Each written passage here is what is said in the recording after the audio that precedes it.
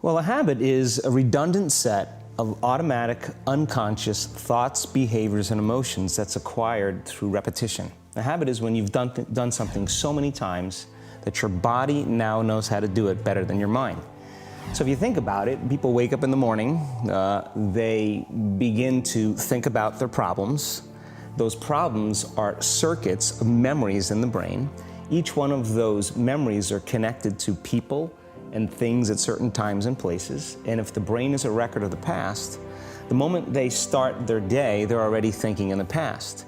Each one of those memories has an emotion. Emotions are the end product of past experiences. So the moment they recall those memories of their problems, they all of a sudden feel unhappy, they feel sad, they feel pain. Now, how you think and how you feel creates your state of being. So the person's entire state of being when they start their day is in the past. So what does that mean? The familiar past will sooner or later be predictable future. So if you believe that your thoughts have something to do with your destiny, and you can't think greater than how you feel, or feelings have become the means of thinking, by very definition of emotions, you're thinking in the past. And for the most part, you're going to keep creating the same life. So then people grab their cell phone, they check their WhatsApp, they check their texts, they check their emails, they check Facebook, they take a picture of their feet, they post it on Facebook, they tweet something, they do Instagram, they check the news, and now they feel really connected to everything that's known in their life. And then they go through a series of routine behaviors.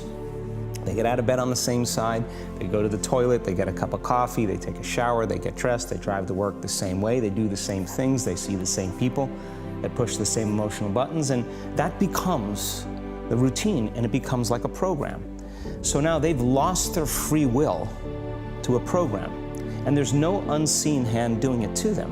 So when it comes time to change, the redundancy of that cycle becomes a subconscious program. So now 95% of who we are by the time we're 35 years old is a memorized set of behaviors, emotional reactions, unconscious habits, hardwired attitudes, beliefs, and perceptions that function like a computer program. So then a person can say with their 5% of their conscious mind, I want to be healthy, I want to be happy, I want to be free. But the body's on a whole different program. So then how do you begin to make those changes? Well, you have to get beyond the analytical mind, because what separates the conscious mind from the subconscious mind is the analytical mind. And that's where meditation comes in, because you can teach people through practice how to change their brainwaves, slow them down. And when they do that properly, they do enter the operating system where they can begin to make some really important changes. So most people then wait for crisis or trauma or disease or diagnosis. They wait for loss, some tragedy to make up their mind to change. And my message is, why wait? And you can learn and change in a state of pain and suffering, or you can learn and change in a state of joy and inspiration. And I think right now, the cool thing is that people are waking up. That's really interesting, and where I found the deepest hooks into how powerful this can be for somebody is when you talk about trauma, and you've talked about how people experience a traumatic event, but they then basically rehearse it, and how that then has this knock-on effect. So what is that? Why do people find it so hard to get past trauma? The stronger the emotional reaction you have to some experience in your life, the higher the emotional quotient, the more you pay attention to the cause. And the moment the brain puts all of its attention on the cause, it takes a snapshot, and that's called a memory. So long-term memories are created from very highly emotional experiences. So what happens then is that people think neurologically within the circuitry of that experience, and they feel chemically within the boundaries of those emotions.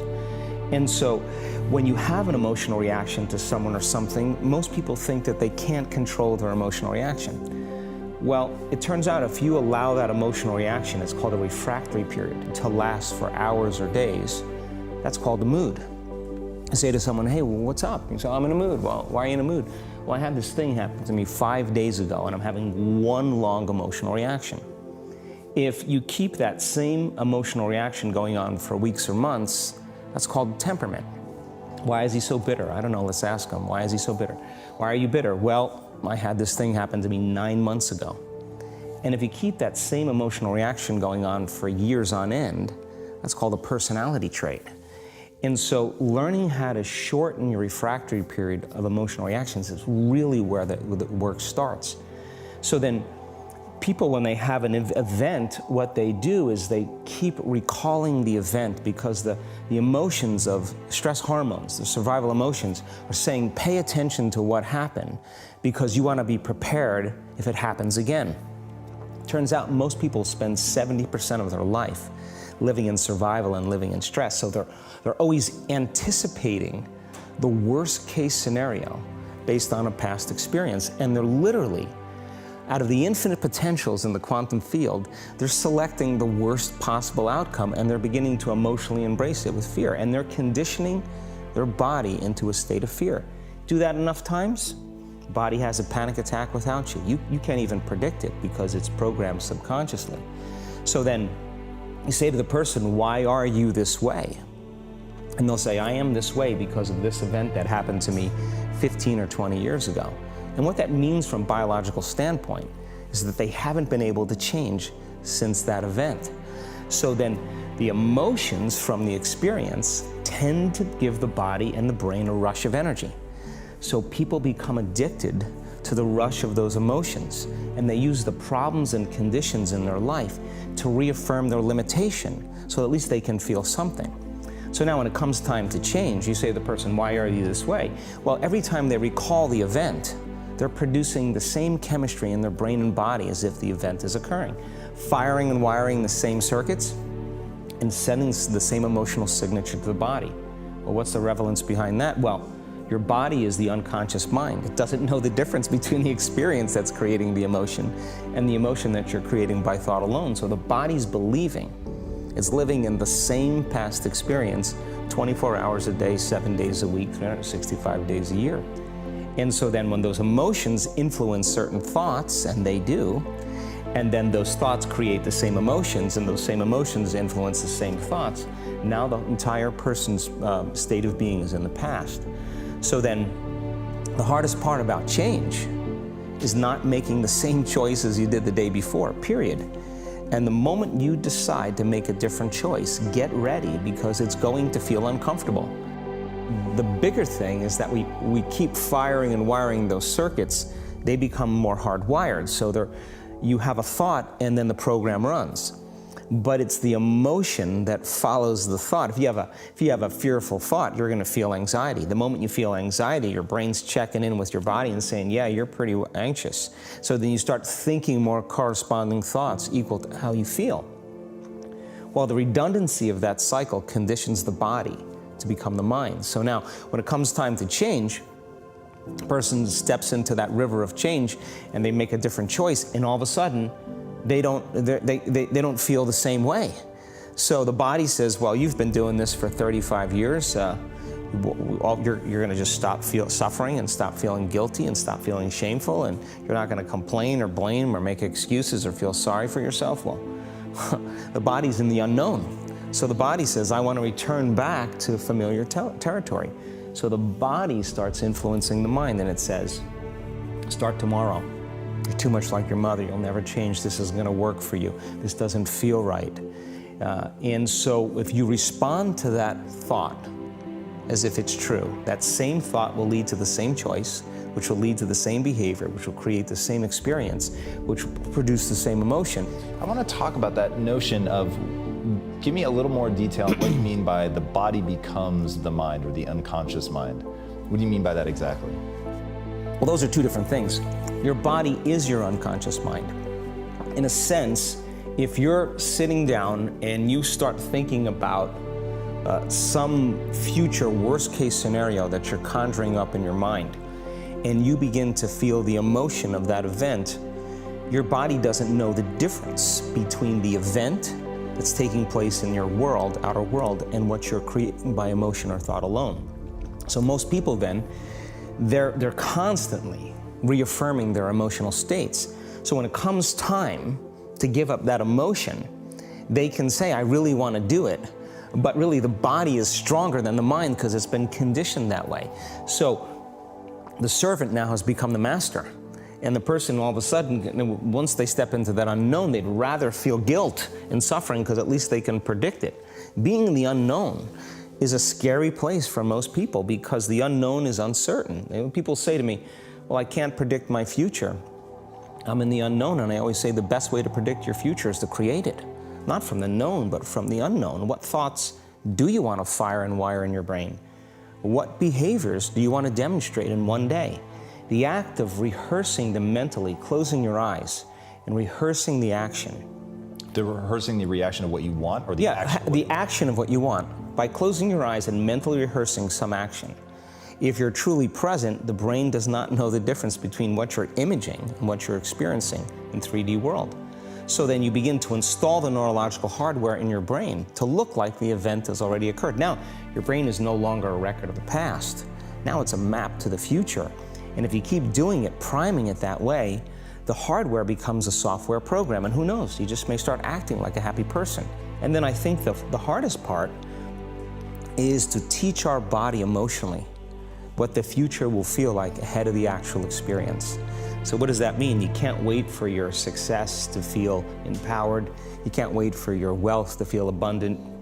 You can't wait for your new relationship to feel love, or your healing to feel whole. I mean, that's the old model of reality, of cause and effect, waiting for something outside of us to change how we feel inside of us. And when we feel better inside of us, we pay attention to whoever or whatever caused it. But what that means then is that from the Newtonian world is that most people spend their whole life living in lack, waiting for something to change out there.